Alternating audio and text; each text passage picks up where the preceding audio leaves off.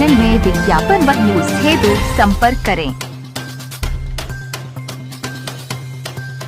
मैं धन्यवाद देता हूं। सबसे पहले मैं अपने प्रेस के साथियों को आपके माध्यम से पूरे देश और प्रदेशवासियों को मैं रामनवमी की बहुत बहुत बधाई और शुभकामनाएं देता हूं। ऐसा त्योहार, ऐसे दिन जहां से अच्छी शुरुआत होती है। मुझे खुशी है इस बात की कि आज कांग्रेस पार्टी के नेता राहुल गांधी जी और समाजवादी पार्टी की आज हम मिलकर के प्रेस कर रहे हैं। पहले चरण का चुनाव उत्तर प्रदेश का होने जा रहा है और जो पश्चिम से हवा चल रही है वो पूरे के पूरे उत्तर प्रदेश और देश के माहौल को बदलने जा रही है। आज गाजियाबाद में बैठे हैं। इस बार भारतीय जनता पार्टी को गाजियाबाद से लेकर के गाजीपुर तक इंडिया गठबंधन सफाया करने का काम करेगा। आज किसान दुखी है। तमाम जो वादे किए थे, भारतीय जनता पार्टी की हर बात झूठी निकली। उनके वादे झूठे। न किसान की आय दोगुनी हुई, न नौजवान को नौकरी रोजगार मिला, और जो सपने दिखाए थे, नैतिकता का बुलबुला था, वो भी टूट गया। इलेक्टोरल बॉन्ड ने इनका बैंड बजा दिया। भारतीय जनता पार्टी सभी भ्रष्टाचारियों का गोदाम बन गई। न केवल भ्रष्टाचारियों को ले रहे हैं, बल्कि भ्रष्टाचारियों ने जो कमाया है उसको भी अपने साथ रख रहे हैं। जहां उत्तर प्रदेश देश का सबसे बड़ा प्रदेश है, डबल इंजन की सरकार में जो दावा करते रहे डबल इंजन, उनकी होर्डिंग देखिए आप कि अब डबल वहां पर नहीं दिखाई देते हैं, अकेले दिखाई दे रहे हैं। इनके प्रत्याशी होर्डिंग से गायब हैं। पेपर लीक के कारण और उसके मां बाप को अगर हम जोड़ लें तो ऐसे 60 लाख नौजवान हैं। 60 लाख नौजवानों का भविष्य अंधकार में डाल दिया। और अगर 60 लाख का गुणा करें हम 3 से, 1 करोड़ 80 लाख, और 1 करोड़ 80 लाख को अगर हम डिवाइड कर दें 80 लोकसभाओं से, तो भारतीय जनता पार्टी का 2,25,000 वोट हर लोकसभा में कम हुआ है।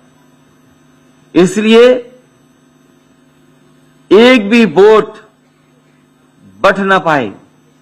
जहां हमें मतदान करना है, वहीं मतदान के दिन हमें सावधान भी रहना है।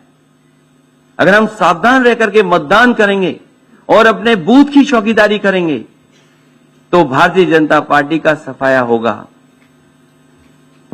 आने वाले चुनाव में, ये देश का चुनाव है, देश की जनता बदलाव चाहती है और बदलाव की हवा पश्चिम से उत्तर प्रदेश से चल रही है। और मुझे पूरा उम्मीद है आने वाले समय में इंडिया गठबंधन और नई सरकार देश में दिखाई देगी। शुक्रिया। नमस्कार। रामनवमी की आप सबको, देश को बहुत बहुत शुभकामनाएं। ये चुनाव विचारधारा का चुनाव है। एक तरफ आरएसएस और बीजेपी जो संविधान है, लोकतांत्रिक सिस्टम है, उसको खत्म करने की कोशिश कर रही है, और दूसरी तरफ इंडिया गठबंधन, कांग्रेस पार्टी संविधान को, लोकतंत्र को डिफेंड करने की कोशिश कर रही है, उसकी रक्षा कर रही है।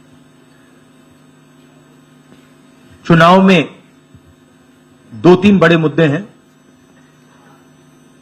सबसे बड़ा बेरोजगारी, दूसरे नंबर पर महंगाई, भागीदारी। मगर बीजेपी 24 घंटा डिस्ट्रैक्शन करने में लगी रहती है। कभी प्रधानमंत्री समुद्र के नीचे चले जाते हैं, कभी आसमान में सी प्लेन पे चले जाते हैं, मगर जो मुद्दे हैं उनके बारे में ना प्रधानमंत्री ना बीजेपी बात करती है। कुछ दिन पहले प्रधानमंत्री ने एएनआई को बहुत लंबा इंटरव्यू दिया, स्क्रिप्टेड था मगर फ्लॉप शो था। प्रधानमंत्री जी ने उसमें इलेक्टोरल बॉन्ड्स समझाने की कोशिश की। प्रधानमंत्री जी कहते हैं कि इलेक्टोरल बॉन्ड्स का सिस्टम ट्रांसपेरेंसी के लिए लाया गया, राजनीति को साफ करने के लिए लाया गया। अगर यह सच है तो उस सिस्टम को सुप्रीम कोर्ट ने रद्द क्यों किया?